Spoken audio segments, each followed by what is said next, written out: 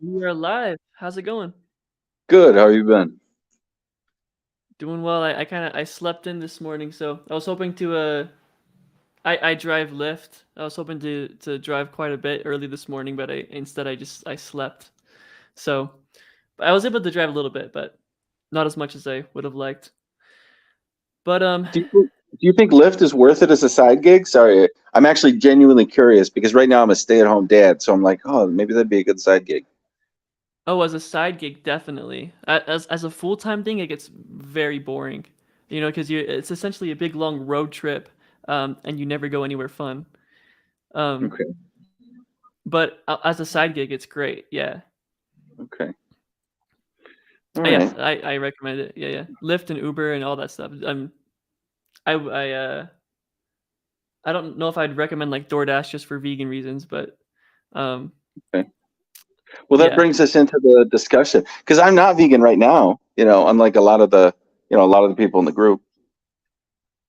So, yeah. And what do you think? I What do you had think about me not being vegan? You were surprised when I told you. I was surprised because it seems like you kind of understand a lot of the vegan arguments and often give sort of vegan takes. Hmm. Um, so yeah, why do you support the animal holocaust? What's your Well, I don't. justification for it? I don't support the animal holocaust. Imagine this. Imagine that you're in an emperor's new clothes situation, right? Only here's this everybody knows the story, right? But here's the Yeah, spin on it. There are a bunch of people dressed in dead animal carcasses, okay? And they can't see it. They all think it's normal clothing and that they all look normal. And there are a bunch of other people who recognize that they're like killing and torturing animals and wearing their dead carcasses, right? And tell them like, look at you, this is what you're doing. um and they're vegans, right? So this is an analogy for being vegan. And all of the vegans are together, and when the vegans are together, they feel like finally they're around sane people who can see what's happening. They can see this holocaust. And the carnists don't see it, right? They're like all the emperors with the clothes, except they're all wearing animal carcasses, and they just don't see it as they're talking to each other. And I'm a carnist, right? But I don't have the problem with my eyes. I'm like wearing the dead animal carcasses. Everyone I know in my every one of my friends, everyone in my family, they're all wearing the dead animal carcasses. And I'm like, I a couple times I've tried to take the animal carcass off and become vegan, and the consequences to that have been like so like such a pain. Whereas whereas just continuing and going on and putting back on the animal carcass has been the easiest thing to do. So I do it. And all like you can see me wearing an animal carcass, and I look over at you like this. You know what I'm saying? yeah, That's my yeah, yeah. experience. So that's why I'm not vegan. Okay. So it sounds like you like agree with the ethics of it. It's just psychologically hard. Yeah, it's psychologically hard. It's socially hard. It's socially difficult, and I do have my own, meat addiction. It's just so easy to use all of the animal products that I use. In addition to the immediate social problem of people, rolling their eyes, especially when you live with other people and they're like, oh, this is going to be a huge pain for me. So I'm like, okay, never mind. We spend so much time trying to get along with each other that just as human beings living with each other, that making it more difficult by saying, oh, okay, now you have to realize that I'm vegan, I have these special requests, that it becomes so much more difficult to get along with the people you live with. So Sure. So I've often said that the hardest part about being vegan is just being the vegan at Thanksgiving. mhm. Um, right, you don't want to be the guy sitting there with your tofurkey and everyone else is eating their turkey and poking fun at you and all that jazz. Yeah. Um, yeah, and this kind of brings us something that me and Jeremy were talking about. Where like what does it mean to be a hero? Um, right? It's like doing things that you know are like certain things are psychologically hard to do or like socially hard to do. So like the example Jeremy gave was like 9/11 first responders, where Mhm. it's like well for a lot of them like maybe they could have saved more people, right? Maybe they ought to have saved more people, but like the fact that they're heroes means that they went like further than most would have to saving doing the right thing um further on that rightness and wrongness scale than others would have. Mhm. Um, so I would just ask, like, if it's currently you feel it's like too hard to go fully vegan, do you make any like are you trying to eat less meat? Are you um Oh, sorry. Repeat just the last thing you said. Just the yeah. last. So like let's say it really is because I don't know your like your individual life. I'm not Phil or anything. So let's just imagine that it really is like too hard to go vegan right now.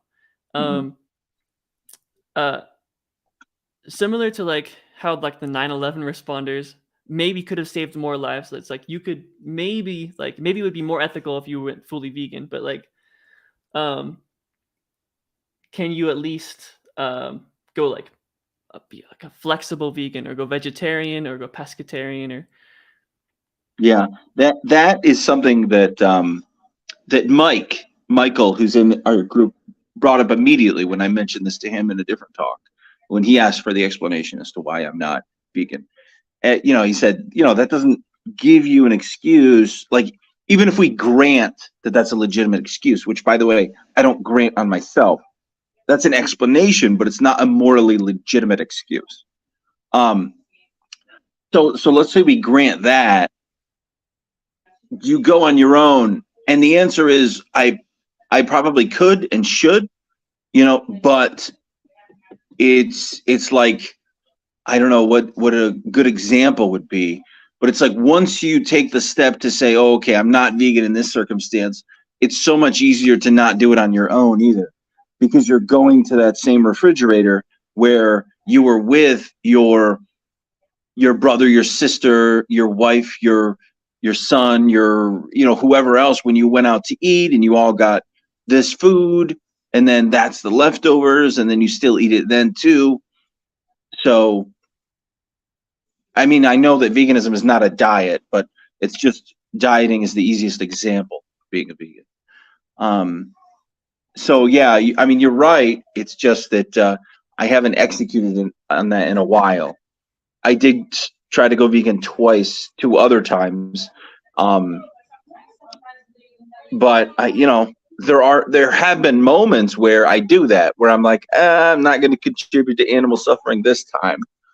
But all of those times are when no one else is looking, and I'm already, you know, exploiting animals when other people are looking.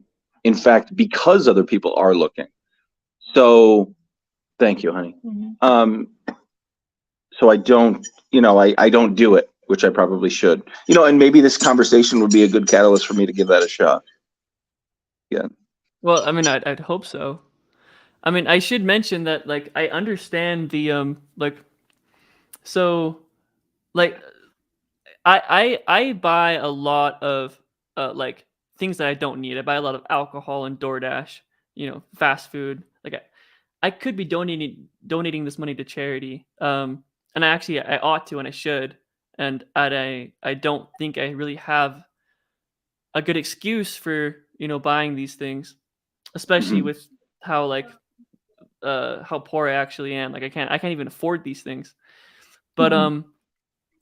I can sort of give explanations like social and psychological explanations as to why I do it. Um so I'm very like I am sympathetic towards like giving explanations over like justifications. Hmm. I do this the same with so one of the most non-vegan things I do is sometimes I'll buy non-vegan dog food. Hmm. Um just because I'm so bad with money that sometimes I just can't afford the vegan dog food, right? Hmm. Now one way I'll explain that is just like I'm doing the wrong thing, right? But it's also consistent with what I would do. So like if I had a kid or something, and I couldn't afford like if I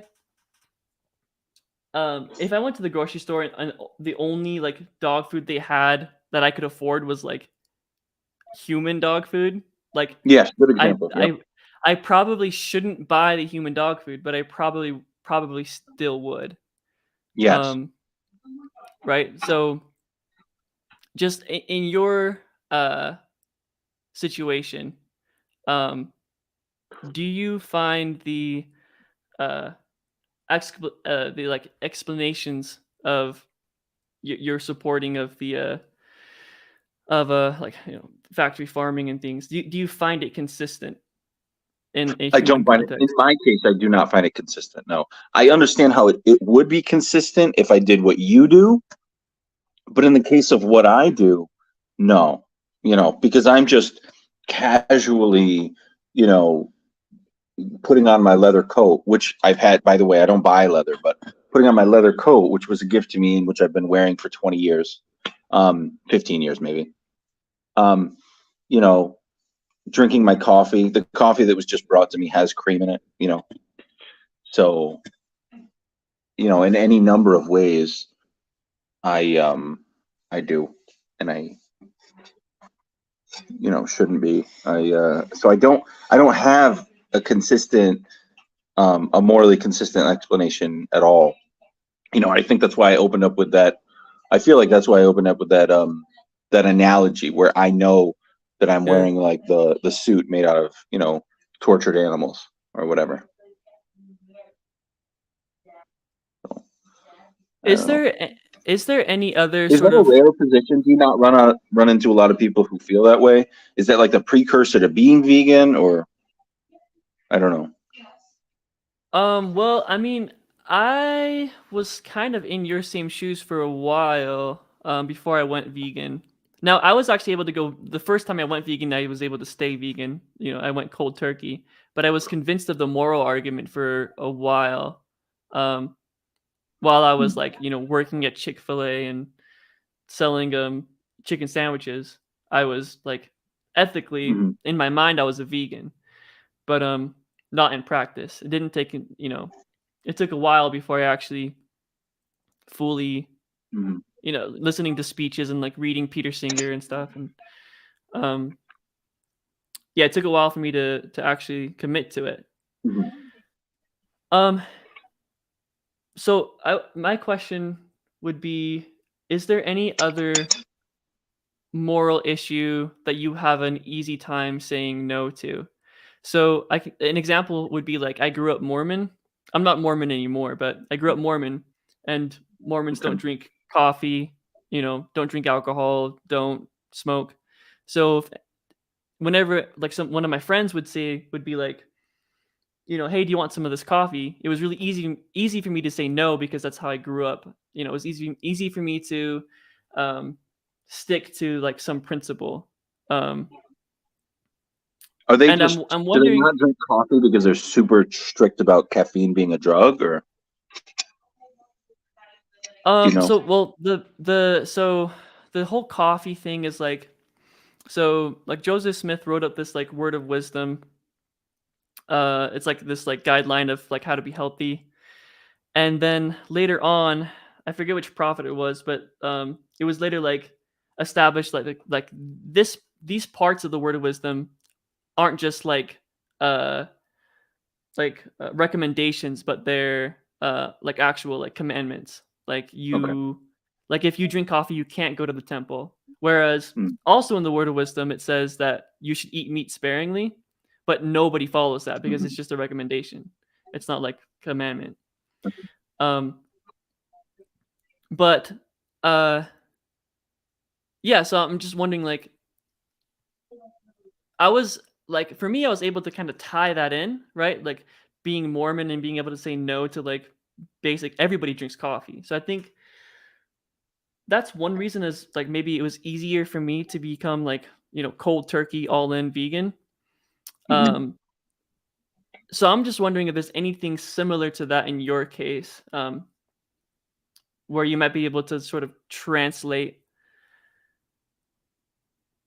Like I quit smoking, and that was probably one of the most difficult things I did. Um, but yeah, I don't know. I think that I should probably at least take the step that you've brought up, that Michael brought up, and that Carson brought up, and that is, when you can minimize the suffering that you cause animals. Part of the problem, I think, is that there's kind of a feedback problem. You get it's difficult. It's difficult to do, and you get negative feedback from carnists, from, I should say, other carnists, because I'm still a carnist. So you get negative feedback from them, and not just from carnists, but from just people who aren't vegan. Because remember, veganism is not just a diet. But you get negative feedback from them, and then if you don't go whole hog all the way, you get a ton of negative feedback from vegans, right? So it's just negative feedback from everyone if you're just not part of their group, not part of their clique. You don't really get positive feedback for trying to do a little bit of good. It's either stay completely away from veganism or become a full vegan, and it's almost like, I don't want to say cult-like because that's a disparagement, but there is that, because you all see that we're wearing animal, carcasses instead of real clothing. Vegans naturally congregate together, talk to each other. It becomes very, very tight-knit community. People have very positive experiences that are vegan to vegan. It becomes very online, especially for vegans who don't have other vegans in real life. And so, that kind of extremely polarized dynamic between vegans and non-vegans makes it even more difficult to be a partial vegan, right? So it doesn't end up even working as a cop-out, because it doesn't fulfill the function that a cop-out does, which is, give you a little bit of each camp. You know what I mean? Am I rambling? No, I do know what you mean. It seems like vegans hate vegetarians more than they hate like full-on carnists. Um, and I think it's a bad Mm-hmm. thing that, like, if you have a vegetarian at like a protest, you can have a bunch of pigs going into a gas chamber or something, and like there's like maybe a handful of vegetarians there who are protesting. It's like I could see like the vegans start like yelling at the vegetarians more than actually yelling at the people like dropping the pigs into the gas chamber. That there's just so much hate towards Yeah. them, and I mean a lot of it's justified, right? Um, like I would argue dairy is probably worse than, like, I would rather you eat only meat than and give up dairy than to give up dairy and or yeah, I'd rather. It seems that like dairy is worse than meat in my view as far as ethics I, goes. I've heard that a lot, from the vegans around. I grew up in a dairy family, taking care of dairy cows and stuff like that. And there's an aspect of it that is horrible, which is connected to meat eating, and that is, once a calf is born, it's stolen away. A lot of them, especially the boys, whisked away to be turned into veal, taken away from their mother, who then mourns that they were taken away. But like some of the stuff that they talk about, like dehorning, that's like, to me, even when I saw it as a little kid, you like animals, and I saw it being done, and I was like, oh, okay, this is like trimming their nails. They didn't seem to mind that when I saw it. But their their calves being taken away seems like a big deal to me. So, and then the calves being killed rather than being allowed to live. I don't know how you feel. Um, Maybe I don't know, maybe we're talking more about factory farming as opposed to like the 200, 250 head that I grew up with. yeah, I mean, whenever I'm talking about animals, I'm usually talking about factory farming, just because that's where like 99% of all animal products come from. So if you're Mm-hmm. buying animal products, it's most like most likely factory farmed. Um, Mhm. yeah, but something I should mention as far as like the sort of taking the cop out is that the person that turned me vegan uh isn't even like he doesn't even call himself a vegan, right? Yeah, Peter Singer calls Mhm. himself a flexible vegan, and has like one of Mhm. the biggest voices as far as the vegan movement. And he's like, sure, there's people that don't like him, but he's pretty well respected within it as well. So Mhm. there is kind of like these two sides battling. Yeah, there's a lot of like rude vegans and stuff who aren't like accepting in a way that like actually furthers the movement. But at the same time, there's like big voices that aren't even fully vegan. Before I started participating in these discussions, and really before I started paying closer attention to Carson Hughes, um, it seemed like the anti-vegans were more annoying than the vegans. If I was just a normal guy online, and occasionally I would see posts like, "Oh my God, vegans, aren't they so annoying? They're the worst." And then a bunch of other people comment, "Yeah, they're the worst." And then a couple days pass, and then you see another comment, "Vegans are the worst, aren't they so annoying?"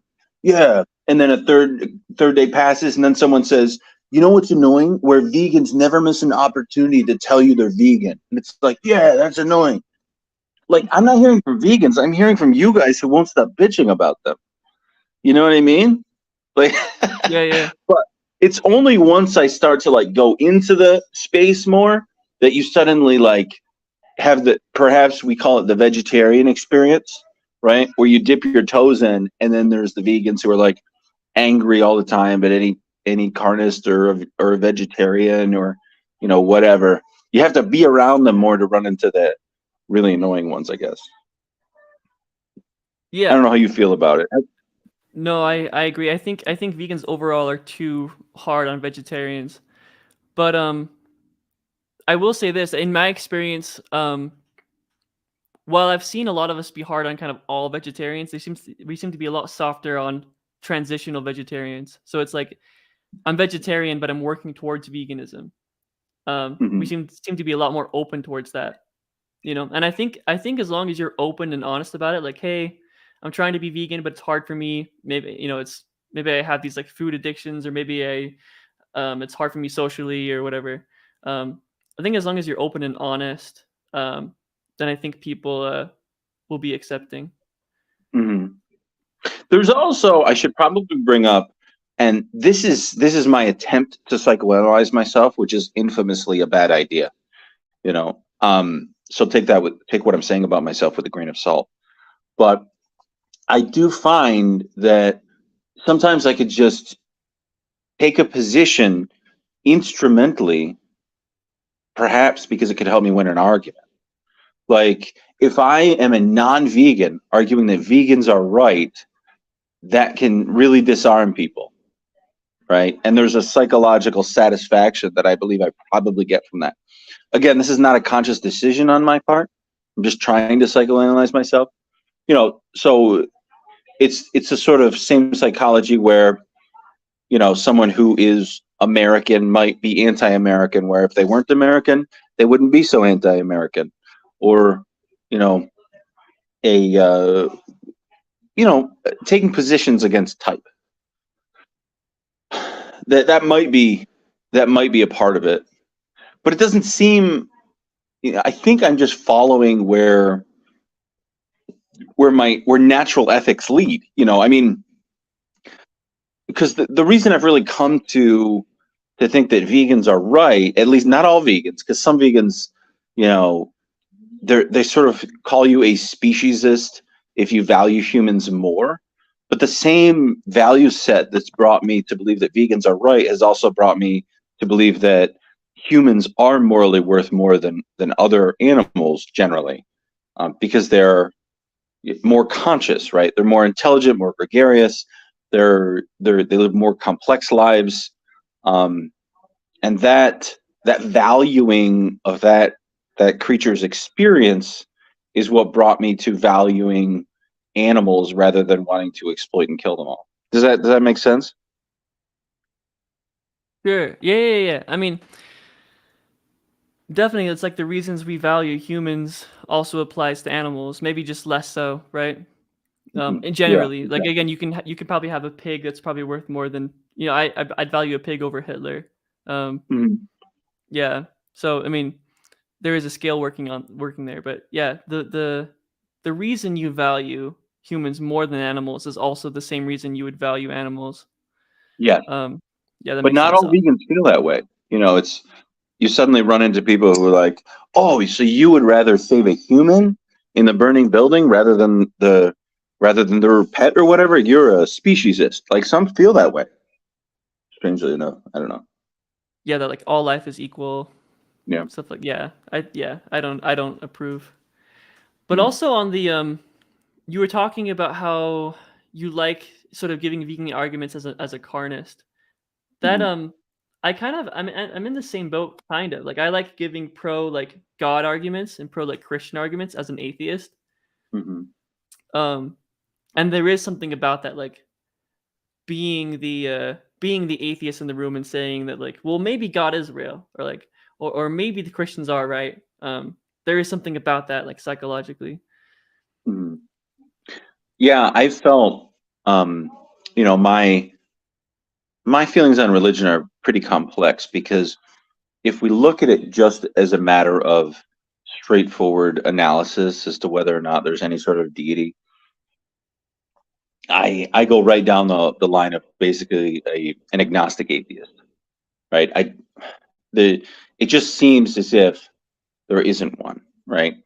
Now, at a certain point in my life, I chose to have a relationship with Jesus Christ, but I put that relationship before I even ask the question as to whether or not he exists, right? And I don't allow that relationship to answer the question of whether or not he exists, right? It's a firewall I've put up.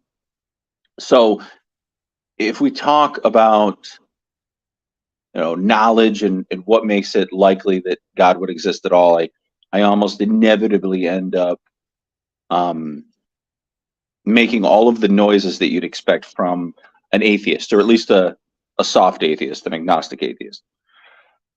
But I still go to church. I still um, have a relationship with Christ. So I'm in like a weird position when it comes to that. And I agree with you.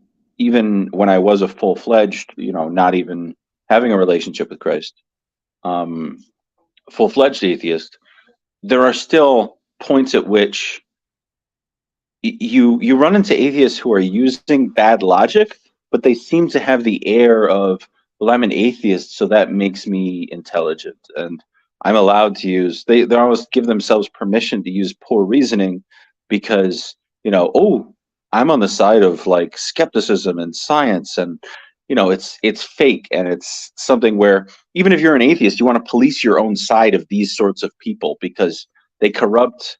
Um, they corrupt the very thing that they're attaching themselves to, right? They look at the atheist community and say, oh, these are the rationalists. These are the people who have the good answers of why there is no God and blah, blah, blah, blah, blah. And even if I'm on their side, I don't like the fact that a bunch of numbskulls who think that being atheist makes them smart are over here. You know what I'm saying? I do know what you're saying. Yeah. Um, in a way it kind of reminds me of like the debate that like William Lane Craig had with uh what's his name? One of the four horsemen. Um I think it super was, oh, go ahead. yeah, super witty. Hitchens. Pigeons, yeah. He debated Hitchens and like Hitchens was like super like overconfident and but he was giving all these really bad arguments and like William Lane Craig like destroyed him. And Hmm. um and it's like so we had this scenario where it's like the Christian is the rational one and the atheist Hmm. is the irrational one. And that was yeah, Yeah. really interesting. Which, by the way, would not have happened if it was Sam Harris. Because I I mean, mean, go ahead.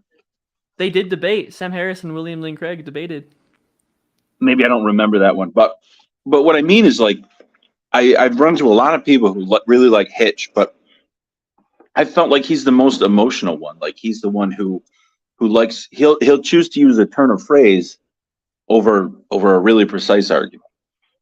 Whereas Sam Harris is the guy who tries to be as rational as possible. And when he's really funny, and he is really funny a lot, he's funny by accident, right? He's funny because he's in the zone trying to think of the proper analogy. Like there's a really famous line where he goes, "Oh, I see you, and I think that maybe you're Santa Claus." And that got huge laughs, and you can see on his face he's suddenly like jarred at that moment because he wasn't trying to be funny; he was trying to make a precise argument. So I don't know. I guess I'm just revealing that he's my favorite of the four horsemen. He's my favorite too. Yeah, and it's not even close. He's leaps and bounds better than everyone else. Mm-hmm. Yeah, although I still enjoy reading Dawkins. I think his sort of scientific view, he really helped me understand evolution. With the selfish gene. And I think he makes a really tight argument from a scientific point of view in his book, The God Delusion. So he's pretty good too. You don't feel the same way? That's okay if you don't. Well, I mean, I like them all. I think Sam Harris is leaps and bounds better than all the rest. Mm-hmm. Yeah. So we have and I think this comment, let's see if I can find it again. But I think this comment kind of accurately represents what's been going on here. Mm-hmm. So it's from Benny Malone here. So Phill, it sounds like you understand the arguments but are hesitant to identify as a vegan. So I would just say, like, again, I'm a consequentialist, right? I'm a utilitarian. So actually, I don't really care what you identify as, right? Mm-hmm. What I care about is I don't really care about what's vegan and what's not vegan. I care about what's ethical, right? Mm-hmm. So one thing I think that could actually help is just don't call yourself a vegan, right? You can start taking vegan actions. Oh yeah.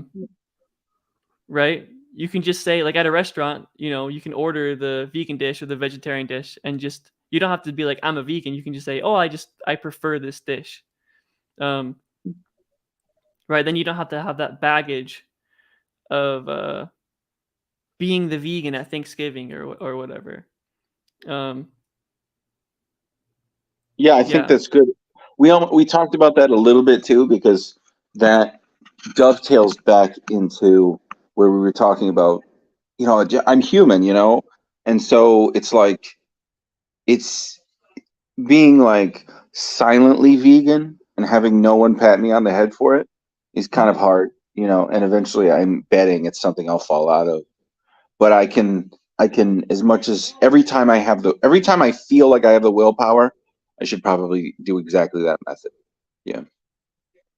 You know what I mean? Because we're just humans. We all need pats on the head. You know what I mean? That's just like basic human psychology. Yeah, so In it's my like, opinion. Am I being weird? Am I being dumb? I don't know.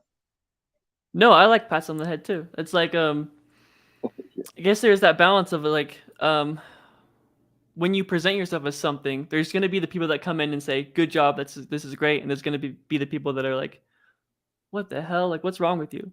It's like Yeah. it's like almost like in music, how you'll have really like the interesting voices, the ones that have a lot of like character to them, are also the ones that are the most loved but also the most hated. Yeah. Right? So it's like like a lot of people like love this, like the lead, like Flaming Greta Lips. Van Fleet or something. Oh, okay.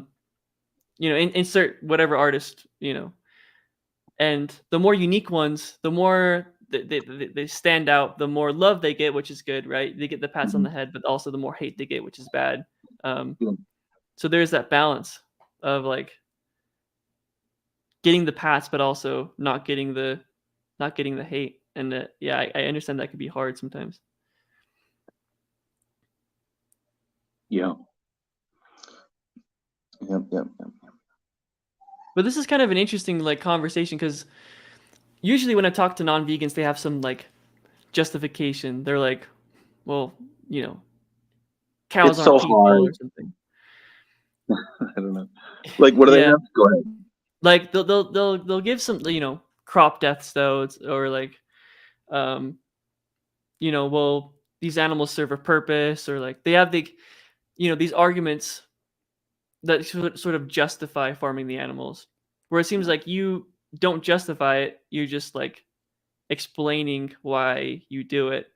And Yeah. then and this is really cool because again, I was in the same situation, um, maybe 4 or 5 years ago, Mhm. um, where I kind of knew that the vegans were right, but I just didn't know how to, you know.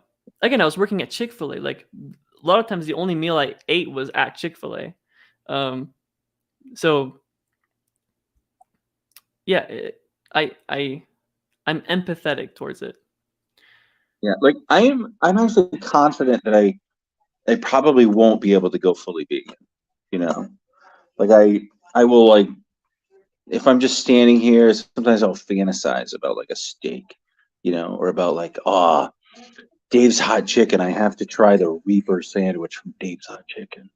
There's a meat addiction to it too. You know, so but so I'll never feel comfortable calling myself vegan, both because there's negative consequences for that, and for the same reason that vegans don't like vegetarians, right? It's like stolen valor.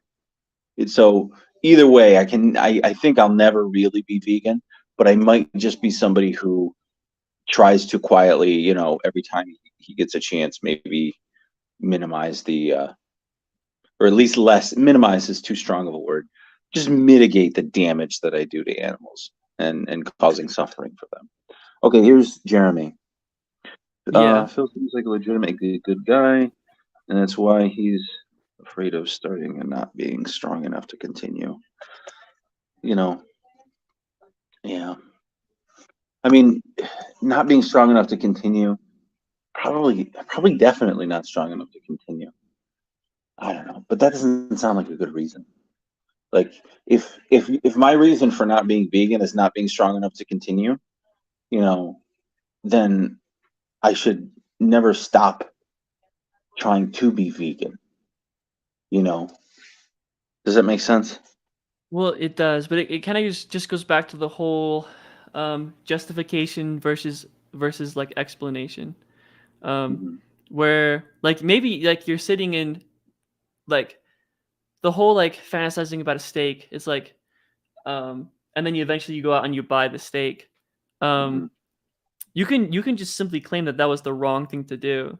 In the same way that it's the wrong thing for me to buy DoorDash or to buy alcohol when I could have used that excess money for charity. Um, So I could just be a right? really bad vegan, like a Well, vegan but a no, bad I one. mean, I don't know if I'd go there. I'm just saying like there's a difference between explaining something versus justifying something. Hmm. But I will say, as far as cravings go, I used to, really like cheese. Cheese was a big one, like pepperoni pizzas and to this day I don't crave cheese. Like Oh, sometimes I'll miss like sometimes if I think hard enough I might miss it, but I don't like actively crave it. okay. Um and this is like I'll be honest, vegan cheese is really bad. There isn't Hmm. good vegan cheese out there. Um but me being a cheese lover, I don't crave cheese anymore. So I think I don't know, maybe uh after time you might just stop craving the steaks. Hmm. Yeah, that's I mean, part of what is, I think, maybe helpful is simply having this conversation. It's like, if we go back to the analogy that I started, or metaphor, not analogy. If we go back to the metaphor that I used to start this whole thing, having, someone who can see that you're wearing that, you know, that the clothing made out of a dead animal, like made out of meat. If you walk up and say, "Hey, dude, I see that you're participating in this," that reminder has to do some help in getting me to at least try. you know. So Yeah. there's that.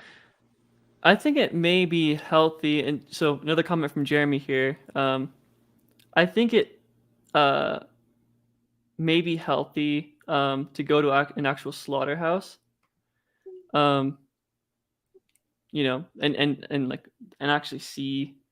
I know you grew up in like a dairy farm, um, Mhm. but it sounds like it wasn't like a factory farm to dairy farm, so it might be like a little bit different. But Yeah, just a barn. It was um, a barn with 200 head. Yeah. yeah, So, but is that yeah, something is you that something I you should? would Well, consider? I've Yeah. looked up the videos. You know, I've looked up the videos definitely. So, like, I know what's there. But if I'm looking to psych myself up into being, shock myself into saying, this is something I don't want to participate in, then that's probably a good idea. Especially when you see an animal crying out in its last throes of life. Mhm. So, so it's hard to deny that.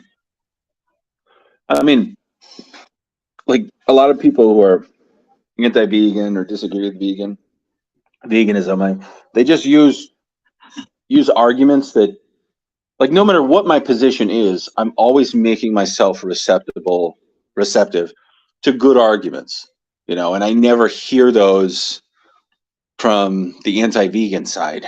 I myself am not a vegan, but I never hear any convincing arguments.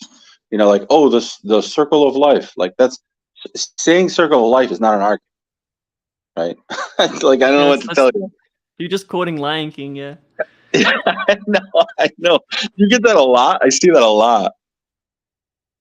Yeah, I see the circle of life all the time. It's really dumb.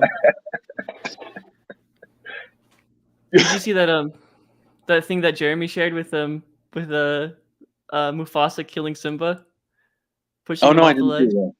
Oh, it's funny. Yeah. Yeah. So with this, like with these conversations, like though I am sympathetic, I'm also not sympathetic at the same time, right? Because I am vegan, right? So coming at it from the other side where it's like um I was in your shoes and now I've like been vegan. Um like part of me is like, what the hell, man? Like it's easier than you think. Like it's Mhm. and and I know that you tried it twice, but yeah, I just can't help but scrub that sort of thought. Like, really? Like Mhm. so that's the thing I'm struggling with. Um and I guess something that helps me or that helped me sort of transition over is like the whole um would you be consistent in a human context, right? So um like if you really if you really craved like um Human flesh. steaks, yeah, human flesh, it's like would you still be going out and buying the human flesh?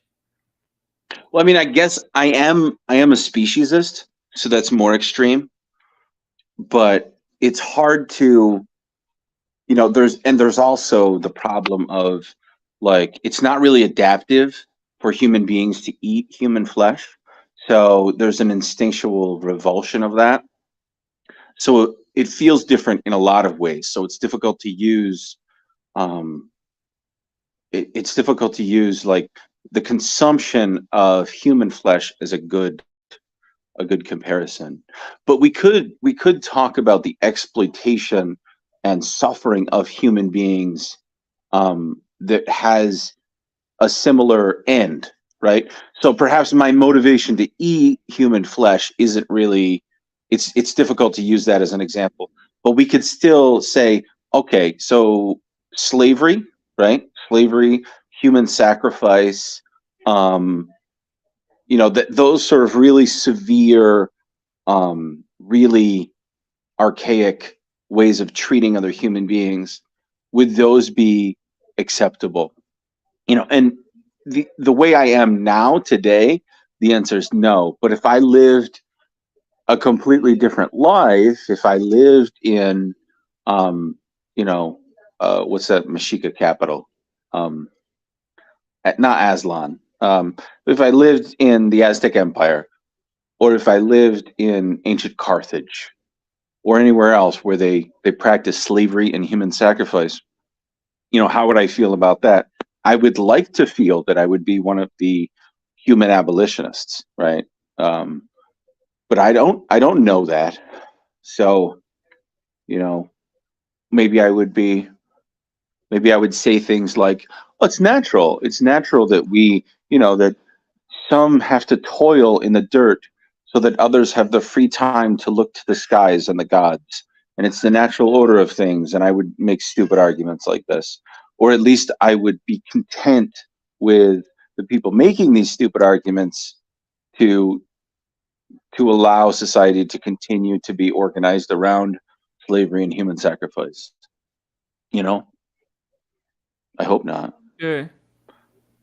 Sure. Would if you were to like meet somebody like s- um I feel sunburned or who something. Do I look sunburned? I'm sorry to distract you, but you look all right. okay. Anyway, go ahead. If I were to meet You're good. somebody, Yeah, like if you were to go back in time or whatever, or, like they come into the future and they were to tell you that like, oh well, I knew this like human sacrificing was wrong, but I didn't do anything about it. Like, how would you feel about that? um, I don't know. I mean, I'd feel like I'm supposed to. I would feel like I'm supposed to hate that person more because they knew the difference, you know. But I think, be more curious about what in their life circumstance made them continue to participate in that system. Does that make sense? Yeah, and I think so. We have another comment from Jeremy here, which I think describes what you're talking about. Where it says veganism helps me understand how someone like Thomas Jefferson could write about the evil of slavery while owning slaves. Um, Exactly. Yeah. Yeah. And I use slavery and human sacrifice all the time when talking about veganism. And I think it's the best thing to get people to understand what it's like without being vegan, to get people who are not vegan to understand, like, this is what it's like for them, for vegans. Imagine you live in a society with slavery and human sacrifice. Yeah. yeah. So so another, I guess, similar question would be like, you go into the future and we live in like a mostly vegan or society, or veganism has like grown. Um, and your kid comes up to you and says, you know, hey, like, were you you've always been A vegan, freedom right? fighter. Right? Like Yeah. you've always been vegan, right? And you have to tell them, actually, no, I was a carnist and I supported the Holocaust of these animals. Like Yeah. That's that doesn't. that's the most effective thing you've said, especially because I just have a son. You know, Yeah, I just had a son. Have you seen a lot of the pictures and videos I've been posting and stuff? yeah, he's a Yeah, cutie. thank you. But he not only is he like cute as like a father saying he's cute, but like holy shit, he's literally one of the cutest babies I've ever seen in my life. Like legitimately, not even a father saying this. But anyway, um, yeah, that's a powerful argument. You know, like exactly. Yeah, that's a good argument. Hmm. So, yeah, I'm gonna have to break it to my wife, and she looks at me. She goes, because I've been talking to Carson so much. She looks at me like, Uh she's like, "You can't go vegan." huh. So I'll have to Oh man. secretly. Wait, I won't say anything to her. That'll be better. I won't say See? anything to her, and I'll try to minimize my, exploitation of animals in all kinds of ways. But we'll see how it goes. We'll see how it goes. She's gonna notice because she wants to eat meat with every meal. Yeah, We'll I have a see. I'm story not. about I'm that. not crap So talking. I What were you gonna say? yeah, I kind of have a similar story. So I was Lyft driving a couple days ago. Um and so we have this thing in Salt Lake City, this like vegan convention called Veg Fest. And I was giving a Lyft ride to somebody from Park City to Salt Lake City for Veg Fest. And apparently Mm. like they were vegan for years but didn't tell anybody. Oh. Because they didn't want to be like the person like the vegan, right? And Mm. eventually her like mom was like, "I think you have an eating disorder." And then eventually she had to like out herself as a vegan. That's awesome. Yeah. But she was able to Oh. make it years by not telling anybody she's vegan. Yeah, you can't. I won't be able to make it like a week with my wife, but we'll see. Yeah. Yeah, I, Well, I I should think be able to. With everyone else, I could make it a long time. So yeah, but I think it seems like you love your wife, and it seems like she loves you. I think if you just are honest and say, "Hey, I want to be vegan," she might get annoyed, but she'll accept it. yeah, she'll probably see it as my newest fad because I have a tendency just in my life. I'm the sort of person who gets really into something. I'm like, oh, this newest thing. I'll do this thing. I don't know if you're like that at all, but like I am, I yeah. yeah, get into a lot of research, and I'm like, I got this, and it's going to be really cool. I'm going to brew beer. I'm going to do this. I'm going to do the other thing. Whatever it is. I'm going to make my own cheese. Like, not obviously, that's not going to be part of, Yeah. you so we'll see. Yeah. Yeah, I know when But I first went vegan, they're like, "Is this another one of your like no sugar things, or like is this another one of your like gonna read a book a day? Like, is this one of your like new things yeah, you're trying out?" Yeah, it's like, but I've I stuck with had a it. no sugar thing. I had a no sugar. I had like a no breads, zero breads, zero added sugars. And it was like, oh my god, Phill, another one of your dietary things. Yeah, Yep, I did the no sugar thing, the no bread thing. Yeah, yeah. I did it. How, I made how did it it. work out for you? Well, the goal was a year, and I made it maybe 8 months. Okay, okay. I know Yeah. when it comes to a lot of discipline involving things, I feel like a month is the magic time because a month I feel like I'm changing my habits, but it's still Yeah. close enough that it seems achievable. So, if I tell myself I'm going to go to the gym every single day for 1 month and I'm going to cut out every zero sugar and zero bread for 1 month, and I just pursue those habits for one single month, I can make it. And then when I made it to 1 month, my habits have actually changed. So I can go further. I don't know how you feel about it, but I sometimes that works for me, but for me, if I know that I can eventually go back to it, like if I know that like I can have sugar again, mhm. I just have to, like even after 30 days or whatever, I just have to say that I can never have sugar again. And that's what's helping with veganism is like I can never not be a vegan. Like this is not something that I'm trying out. Mhm. It's like this is for the long haul forever and ever until I die. Um Okay. yeah.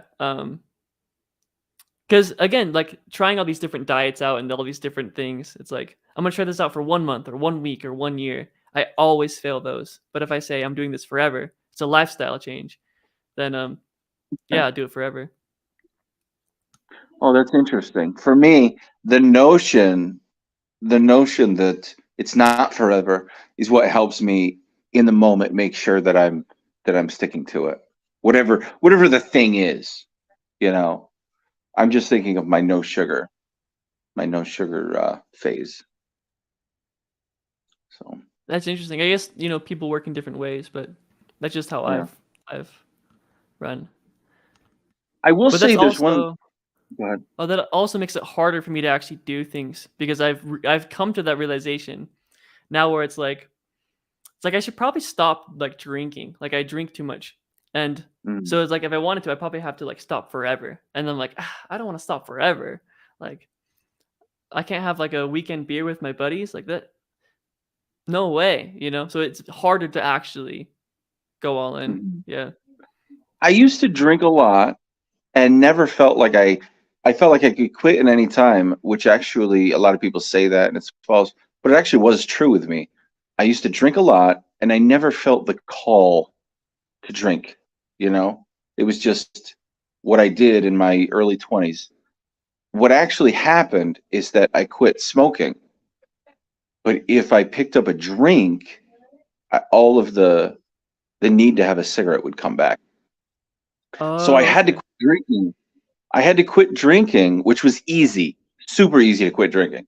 But I had to quit drinking so that I could quit smoking.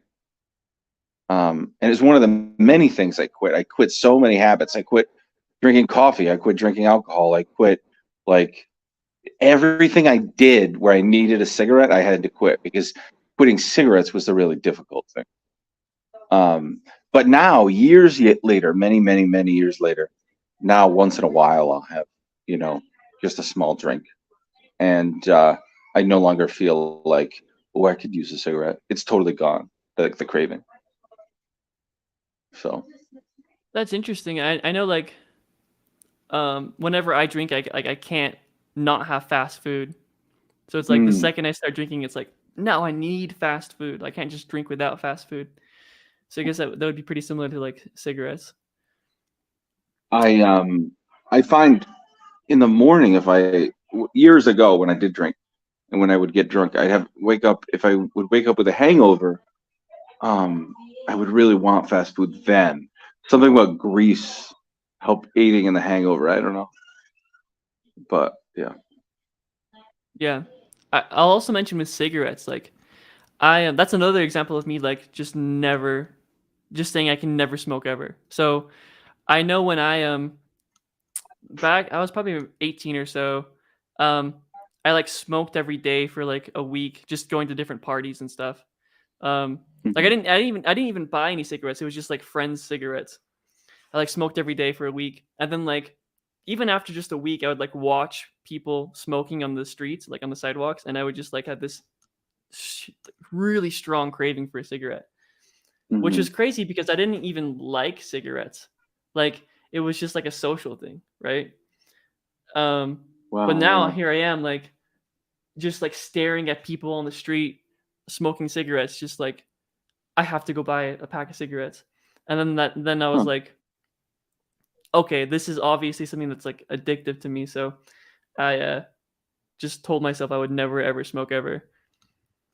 I don't. I don't get people because I find all of those scents attractive. Cigarettes smell good to me. Marijuana smells good to me. People who are like, "Oh, that stinks," like I don't know what they're talking about. It's different if it's like on somebody's body, if it like mixes with their body odor and they don't wash their clothes or whatever. That's different. But like just smoke wafting through the air, whatever herb is being burned, smells good to me. I don't know what people are talking about. I agree. I remember early as like so like in first grade walking home from elementary school, like we'd have to walk through like the middle school, and like there was like middle schoolers who would be out there smoking, and like well like my brothers would like avoid it because they'd like plug their noses. I'd like walk close to them because I liked the smell of it. Um, yeah, I've always liked the smell of cigarette smoke. Hmm. What about Jeremy liked like it too. marijuana smoke? Um, mm, I used Oh, these days it's kind of just neutral, but I Jamie used likes to it. hate it. Yeah. Um, yeah, I used to hate it. These days I've smelt it Oh, enough where I'm okay. like, it's like okay. But Okay. What about yeah. I don't even know if kids burn incense these days. Back in the Uh I I don't know if kids do, but I do. I have incense in my apartment. Yeah. I like I love the smell of it. I think it's great. I went through a phase where I would burn incense. Yeah, I think it's awesome. Oh, okay. Yeah, I would burn through it, and I feel like it was always for like it was for the weed smokers, even though I wasn't smoking weed. But I just felt like, oh, incense is cool, so I would I would burn it. Egyptian musk is what the one I would always burn. So yeah, good stuff. Yeah. I just burn whatever But my anyway, roommates buy. oh, okay. Any sort of philosophical? Should we discuss one more philosophical thing or? Sure. So I've always liked the topic of antinatalism. Okay. And you gave the greatest pronatalist argument of all time with all your videos and pictures of your little boy. Yeah, I can hear him over there right now. It's so there's like there. It's like when he makes eye contact with me, it's like a drug. It's like this is why I'm alive, being a father. You know, wow. It's it's the most wonderful feeling in the world to me. Um, I will say though that there is a decent argument for like I'm against this idea that like humanity is the real virus. So I can see a kind of like super anti-natalist argument of well humanity should stick around long enough so that we can terminate all suffering.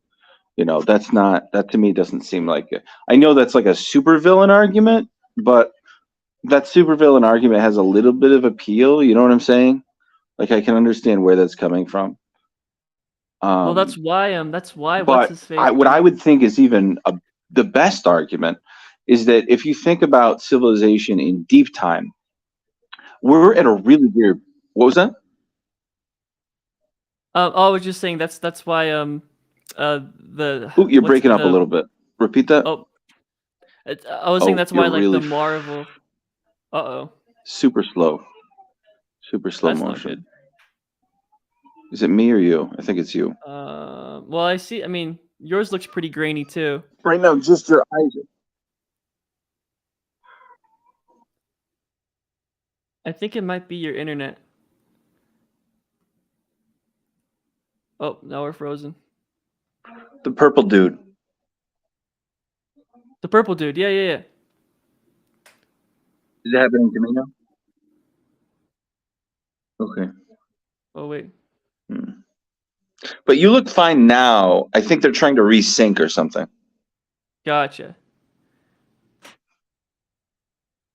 All right, The internet are we connection says it's good. okay? Yeah, it seems like there's some. Oh,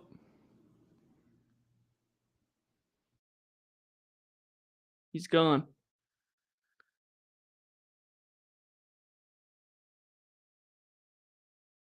He's a loaded. Oh, he's gone for.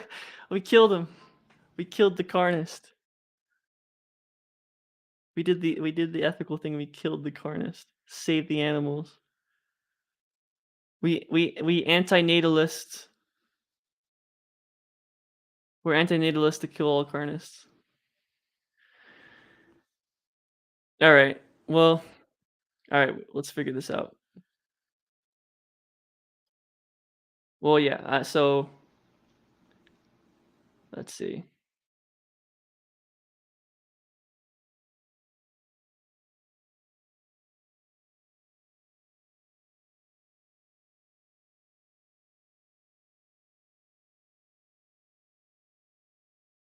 Bill just dipped.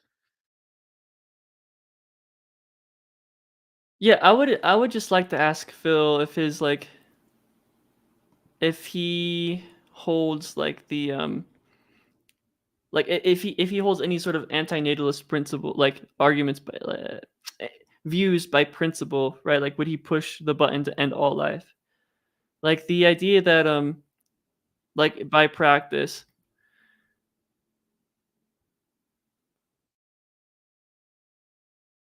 Uh Here, we might have to end this pretty soon, but looks like Phil's coming back for a bit.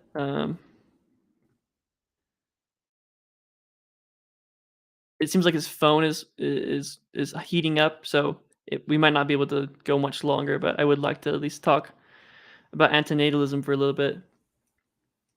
But yeah, I would wonder if just by principle, like he'd push a button that would end all life, because it seems like his objection is more of like a practical one, pragmatic one.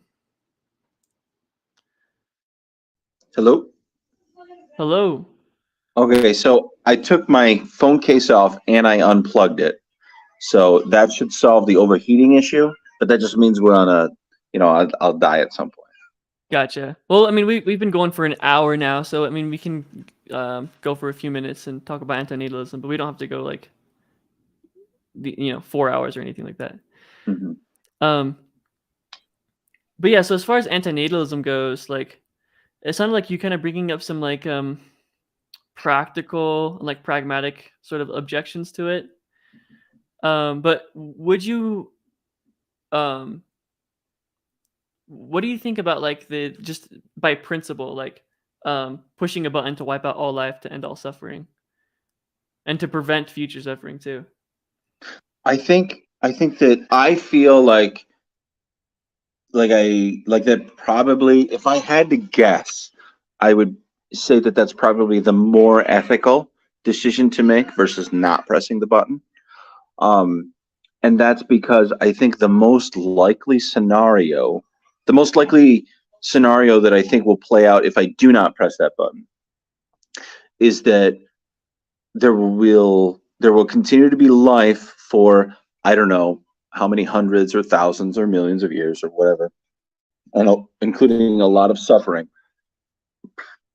and that eventually all life will end without achieving a state where most lives being lived are worth living, right? So that's my belief. I believe if we don't press the button, then most lives going forward from there, most lives being lived are more likely to consist of a lot of suffering. But I hold out hope, and I want to believe that if we don't press the button, that instead of running, face first into a great filter and that being the end of things, and then, whatever life is around, that we achieve a higher level of civilization where we are able to ensure that most conscious creatures have net positive lives. That's what I'm hoping. Someday in the I future, thousands of years from now. Yeah, I have that same hope too. I think the issue that I would have is, so I think for humans it's really easy. I think most humans already live net positive lives. Mm-hmm. We live like how kings would have lived, back in the day. We live better than Yeah. kings would have lived back in the day. Um, yeah, I think it's really easy to make the case for humans and for some animals, at least like for pets and for um. But when it comes to wild animals, that's where it gets really tricky. You know, Yeah. like It's wild it, animal stuff. I was just Um, going to say, yeah. it's like interesting that you have that position, because it's extremely rare to run into someone else who has the same position I do on this. You know what I mean? That like that wild life is where most of the suffering is, you know. I think So people just haven't thought about it. Like, they see all these Disney movies and all these nature documentaries, and they think that it's the whole circle of life thing. They think it's because it's natural, it's good, and it's yeah. Did you watch my debate with Jeffrey about the killing the mouse versus letting it outside um of your house? I definitely watched, I think that was the first debate I watched that had Jeffrey in it. Yeah. Um, yeah. I'm trying to remember. I know for a while I hung on to some memories of what I thought were some highlights from there. But if you want to bring one up, it'll probably jog my memory. Well, yeah, I was just saying that like a lot of the whole like human intervention in the wild and wild animal suffering was like a big topic of that stream. So I shared a lot of my thoughts in that stream. Where Jeffrey held this weird view that the wild is mostly good for the animals. which would Oh be great yeah, if it like was, but yeah. I mean, I think there's a kind of like, well, that's like you just said this already. Well, that's natural, so it's good. Or I think he also hung on to this idea that because you don't know, because you don't know how long the mouse is going to live if you let it go, therefore that's the end of the conversation, and we may as well assume that the mouse like lives forever or something. It was like weird. I didn't know where he was getting at. I don't know, but yeah, I lost my cool with Jeffrey the other night. I don't think I'm ever gonna be okay with being on a stream with him. Like I can't. I'm not gonna. That's it. I'll leave it right there. I won't talk smack about anybody, but that's it. yeah, So he's got a strong personality for sure. yeah. Actually, So, Jeremy but was on that stream. Can you hear me? yeah, hmm Oh no, that same thing's happening. yeah. Shoot, super slow. Well, all right. Well, if that thing's gonna happen again, we might have to just end the stream. But it's been a good chat, and um, it's cool that we share the same view about holding out hope and about wild animal suffering. So, yeah, it's a good chat.